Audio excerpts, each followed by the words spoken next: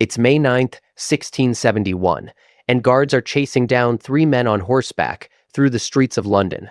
One of them is clutching something under his cloak, something that shouldn't exist outside the Tower of London. When the guards finally tackle them to the ground and rip open their bags, they find the impossible.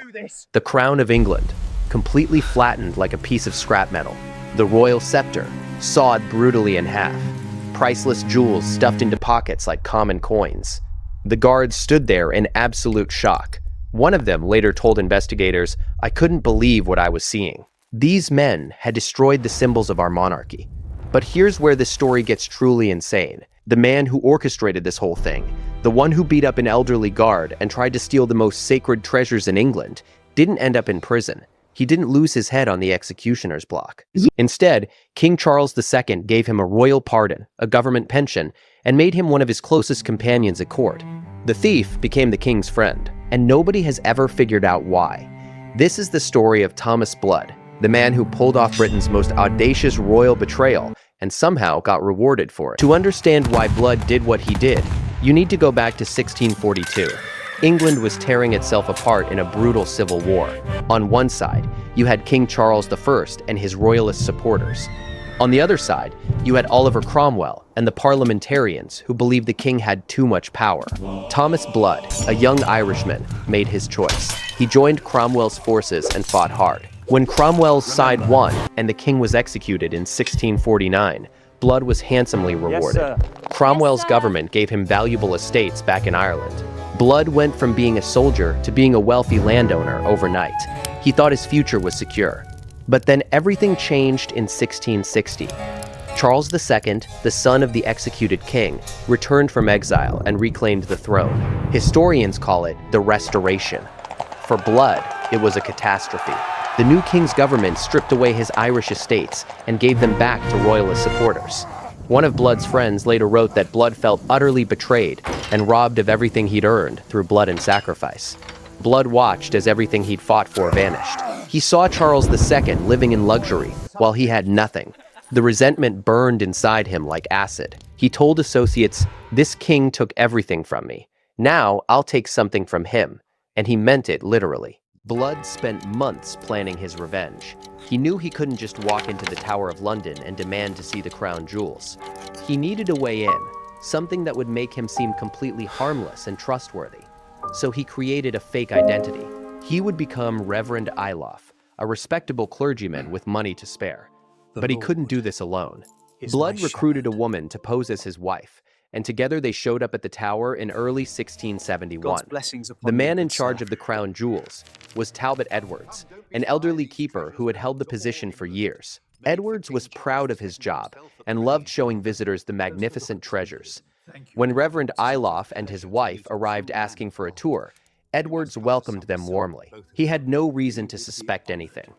Then Blood's accomplice pulled off an Oscar-worthy performance. Right in the middle of the tour, she clutched her stomach and collapsed, claiming she felt violently ill. Edwards and his wife rushed to help her. They brought her water, helped her to a chair, showed genuine concern. The fake misses. Iloff recovered slowly, and the couple left, but the damage was done in the best possible way. Edwards felt responsible for what happened. A few days later, Reverend Iloff returned with gifts to thank the Edwards family for their kindness. He came back again.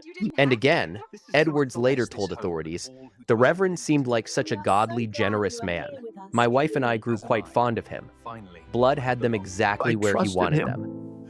I trusted Reverend Iloff with everything, and he destroyed it all. On May 5th, 1671, Reverend Iloff showed up at the tower with three companions.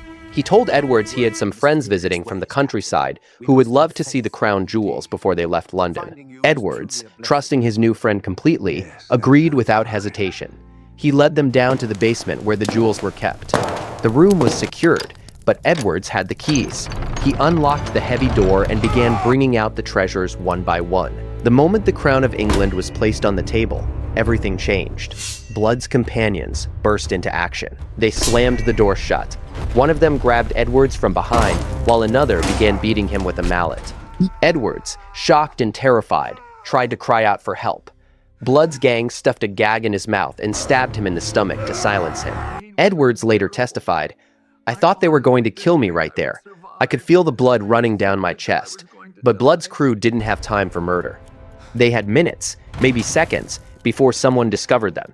They looked at the crown and realized it was too large to hide. So they grabbed the mallet and started pounding it flat, smashing centuries of craftsmanship into something they could stuff under a cloak. The scepter was too long. Blood pulled out a saw and began frantically cutting it in half. Other jewels went into their pockets and bags. Then they heard footsteps above. Edward's son was returning home. Blood made the call. We run, now. They burst out of the jewel room and sprinted for their horses. But Edward's son had heard the commotion. He raised the alarm and guards flooded the area. Blood and his gang made it onto their horses, but they were quickly surrounded. The heist had failed, or so everyone thought. When Blood was dragged into custody, everyone in London expected one outcome: execution. Stealing the crown jewels wasn't just theft. It was high treason, an attack on the monarchy itself. The penalty was death, and usually it was a brutal public death designed to send a message. Blood's accomplices were locked up and interrogated. Officials demanded to know who else was involved, whether this was part of a larger plot. But Blood refused to talk. He sat in his cell and made one simple statement: "I will speak to no one but the king himself." The guards thought he was insane. Prisoners don't get audiences with the king. But Blood kept insisting, and eventually, someone at court became curious. King Charles II heard about this bizarre demand and decided to grant it. Historians still debate why. Some say Charles was intrigued. Others suggest he suspected something bigger was at play. Whatever the reason, Blood was brought before the king for a private interrogation. Nobody knows exactly what was said in that room. No official record exists. But what happened next shocked the entire country. Charles II announced that Blood would receive a full royal pardon. Not only that, he was granted estates in Ireland worth £500 per year and given free access to the royal court. One London newspaper reported, "The people are bewildered and outraged. How can a man who attempted to destroy our sacred jewels now walk freely among us?" Members of Parliament demanded explanations. Charles II offered none. Blood, the failed thief, had somehow become Blood, the king's confidant. The pardon created an explosion of rumors that lasted for years. Everyone had a theory about what really happened. The most popular explanation was simple. King Charles II was amused by Blood's audacity. One courtier wrote in his diary, "His Majesty seemed to find the whole affair entertaining rather than offensive. He called it a gallant attempt." Charles had a reputation for having a dark sense of humor, and some believed he genuinely respected Blood's boldness. After all, it takes serious guts to try stealing the crown jewels, but other people weren't convinced by that explanation. A darker theory began circulating through London's taverns and coffee houses. What if Charles II had been involved from the beginning? What if Blood was already working as a spy for the king, and the heist was either a test or a cover story?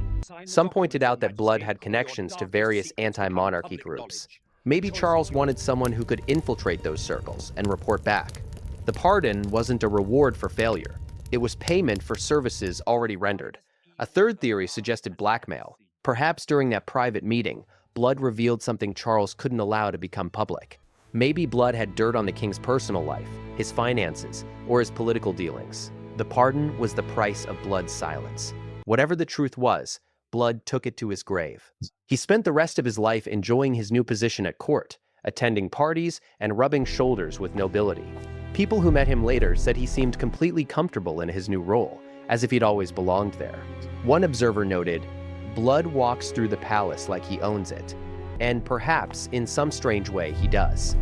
Blood's story reveals something fascinating about power in the 17th century. It wasn't always about right and wrong. It was about leverage, usefulness, and perception.